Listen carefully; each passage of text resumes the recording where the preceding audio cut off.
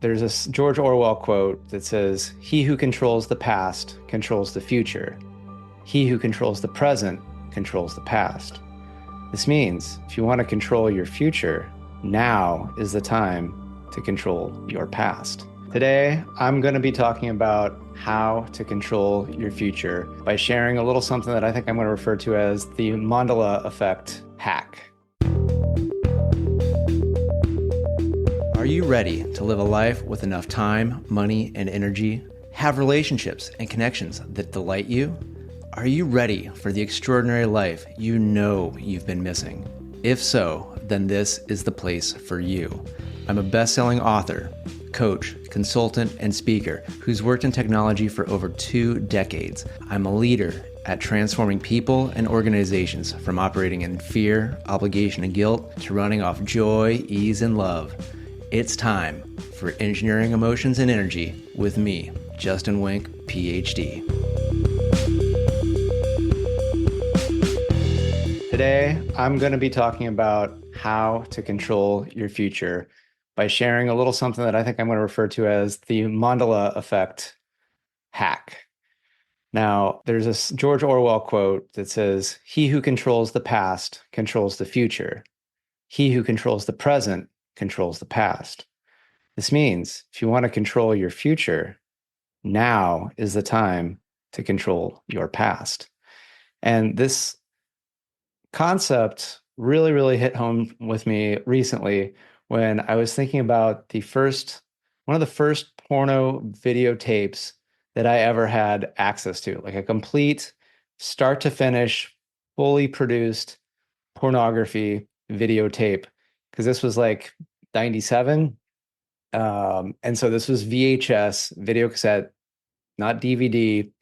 And this movie was called, I believe it was called Snatched, not to be confused with the Guy Ritchie movie called Snatch that had, what was the guy's name? Brad Pitt, and, took place in London, as also a really good movie. But this one was called Snatched, and it turns out it was from 1989, and has something to do with a heist of money, like stealing money, and I can't remember if there's private eyes or some police detectives, but this money kind of gets thrown around, whatever, and each time the money changes hands, some sexual stuff ends up happening. And I could have sworn that that one of my favorite lines from this porno, because I must have watched this thing, probably, you know, tens, 20 times, because it was basically a friend in my friend group in high school got a hold of this, and then we kind of passed it around. And when I had my turn with it, I made a copy. And you can just imagine back in this era, which is before just the digital copies, like, oh, I'll just put it on Google Drive or whatever, or even this is even pre-thumb drive. This is to make a copy, you had to play the thing, and the copy took as long as it took to play the thing. So I had to have the time to set up where I got 2 VCRs, put them together, and played this tape, and then recorded it to my own tape. That was some dedication. That's some dedication.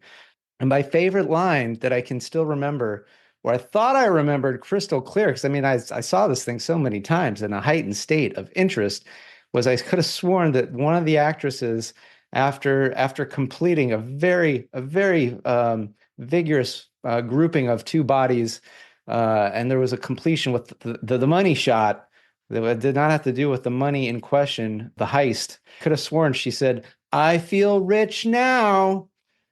And it just makes perfect sense. Like, she gets a little gift and has more than she had before. "I feel rich now."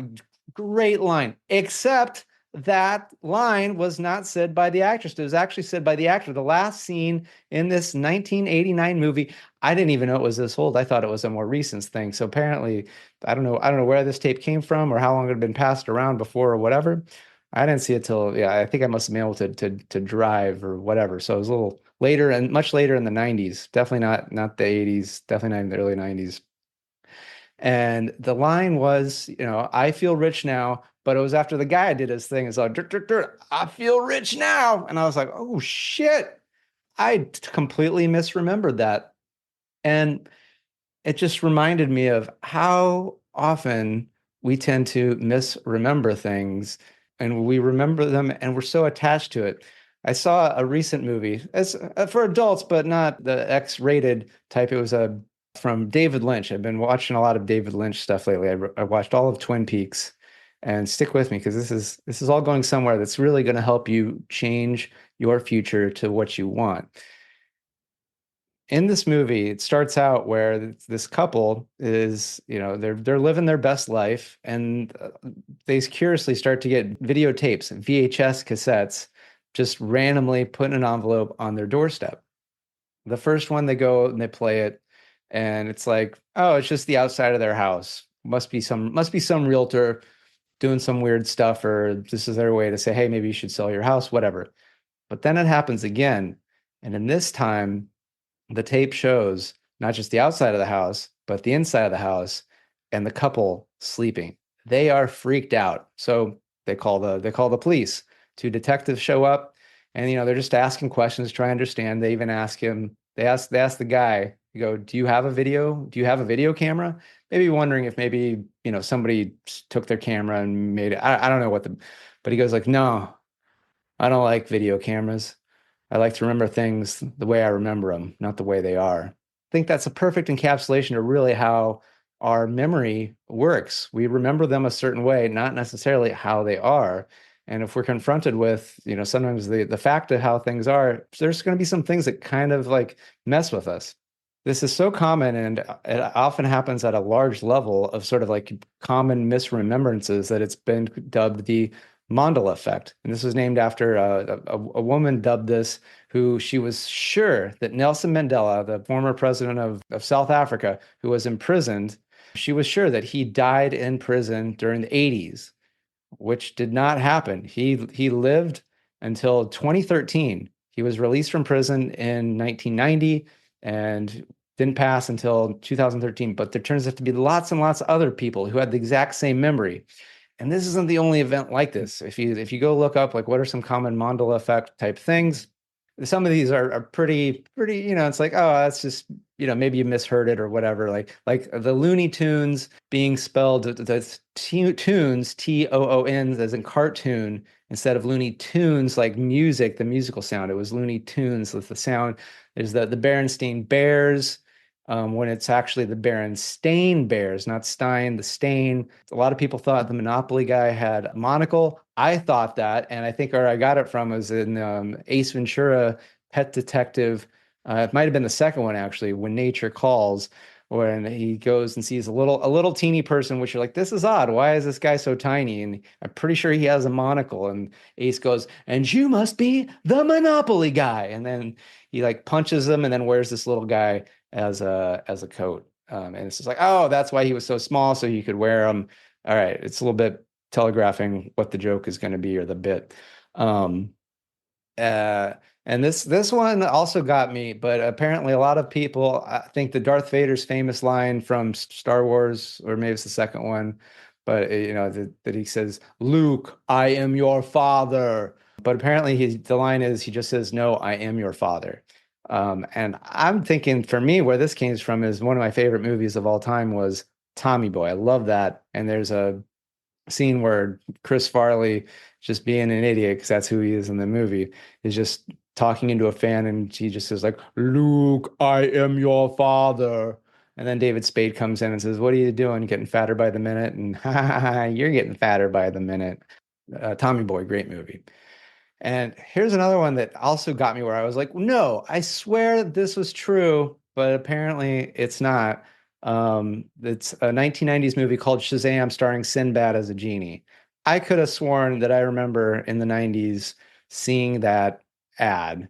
And I never saw the movie, but I swear. And so then when Shazam, the DC movie came out, I was like, oh, we're sort of redoing that and messing with that. I was like, is he a genie like Sinbad or? But nope, apparently didn't happen. And there's a number of explanations. I like the sort of the surrealistic one is that this could be proof that there's parallel universes or timeline shifting that people collectively will do, and so they'll remember from another timeline or another parallel universe. that's a fun one. But then there's just false memory formation, confabulation, as I kind of mentioned some of these where it's like, oh, I saw something that was a miss, or a couple things going together that I put together as one thing when really they were separate things, or I thought I got it, but I didn't get it from the source. I got it from something that was maybe a parody or riffing on it. So there's a lot of reasons why what we remember is not what actually happened. And so what does this have to do with your life? This is like, okay, Justin, this has been great going down your fucking memory lane, or maybe your self fucking memory lane because you started with porno when you were a teenager. But what does this have to do? Well, if some of these things that don't really mean much are so easy to misremember, what about the things that we use to construct every day of our life that we remember? Like, how do we remember our childhood, or how do we remember important friendships or relationships or events that happened that maybe scarred us a little bit? Like even just recently, I gotten a little bit of a fender bender, more than a fender bender. Somebody pulled out, and they actually their front bumper, because I was driving by and they pulled out into me. Basically the entire right side of my car got scraped up, and that just, I'm like, oh my gosh. And it brought up previous accidents and things like that had happened to me. I'm fine. It was a slow speed thing. No harm, no foul. Well, other than turns out you sort of scrape up the entire side of a car and they call it totaled. So that's fun. So if you have any recommendations for cars, vehicles, or anything like that, feel free to send that to me because I'm going to be in the market here really soon. But it's like I'm thinking of previous times when I've been in car accidents and how did they really happen? And there's the like, oh my gosh, everything was so out of control and it's unsafe, or this means this is going to happen next. All these things that go in and they become facts of how the world works. It's like if somebody talks in a certain way, if you remember them talking that certain way, like that was like a parent, and then something bad happened, now you just assume that, oh, somebody talks that way, something bad's going to happen. But a lot of our past creates our now, and our now creates the future. So, what if how you remember things isn't exactly how it was? And even if it was how it was, if it's not helping you, what if you remember it in a new way? What if you become open to the possibility that how that last relationship was, where you are sure they were the most narcissistic, horrible, evil person that you've ever been across, and that probably so many people are like this. I'm not going to say that that was a good relationship, but what if you learned a lot of things from that. And there were also some good things from it too. And it just showed you that this one case, that there were some things that didn't work quite for you the way that you wanted, and that you've learned from that. And you can identify if somebody's going to behave in a way that's not going to be in alignment. Yet you also remember there were some good things and there were some benefits, and that you have some hope for there to be even better people coming for you in your relationships. So that this is what I'm getting about with using the Mandela effect to hack it so that you are in control of your past, which is going to guide your future. So, what are some events that happened in your life that you can see to this day that you are still living the pattern that was put forth by that past remembrance? That, as we've seen due to the Mandela effect and some of the examples that I've given, we do not remember things as they were. We remember them how we remember them. And if how we remember is up to interpretation, or is not 100% quote unquote true or provable, and there's an alternate way we could remember it that is going to benefit our life now and in the future, wouldn't you rather remember it in a way that is going to make your future even brighter than it likely already is? So, how do you do this? Just start with something simple. Start with something easy. Start with something that is not going to be super traumatic, right? Because again, maybe something super traumatic, you do want to go in there with another person, sort of, help be there, support you, guide you. But maybe it could just be something as simple as like, maybe you lost something, and what did it mean that you lost something? And instead of like, oh my gosh, I lost this and I felt like the biggest idiot and it was so horrible. What if you remembered as like, oh yeah, I no longer needed this item. It wasn't doing me any favors anymore. In fact, this pair of sunglasses was scratched and just wasn't working. It just wasn't my look anymore. And it went away. And then it really made it so easy and just obvious that it was time to get something brand new, right? So these don't have to be completely radical things like something not existing or just being completely different. These are almost more of a shift in perspective. And we've been doing some shows on perspective and how you see things and how you view the world. And this is just sort of taking it from what's happening today to something happened in the past. So I would definitely advise something that's kind of mundane, sort of mellow, right? Like it's like, okay, maybe something. I'll have a good one here. When I was in junior high, this is like related to the Looney Tunes. You're just going to see how my mind works a little bit. Went to a store in the mall, and there was a Speed Racer shirt, and I don't know why, but I was like, I want a Speed Racer shirt. I can't remember if I was even that into Speed Racer or whatever. I got the shirt, and I was going to go to junior high, seventh or eighth grade or whatever. I put my Speed Racer shirt on, and this is like, oh, this is so different than what I usually wear. And I'm like, oh, I was kind of worried people were going to make fun of me. Because again, like, and when I was in elementary school, I got made fun of. So this is already get clue as to maybe where I might need to go back again. But we're sticking with this junior high case where I went to school and most people didn't say anything, no response, nothing. There was one kid, though, that as I was walking by him in the hall, he said, "Go, Speed Racer, go." And I swear he said it in a way that was making fun of me. And I never wore that shirt ever again. Yet, is that really how he said it? Is that really what happened? Or am I just misremembering? Because he could have said, "Go Speed Racer, go." Like, yeah, that's fucking awesome shirt. Like, you do it, man. Like, this is great. That's just as probable as happening. And I don't have any footage from that time. There's nobody else that I even knew that this was just an internal memory. So what if I be open to the fact that I'm misremembering that event and I choose to go with the more helpful interpretation that I chose the shirt and somebody recognized that it's kind of a cool shirt and was kind of cheering the shirt and me and that on.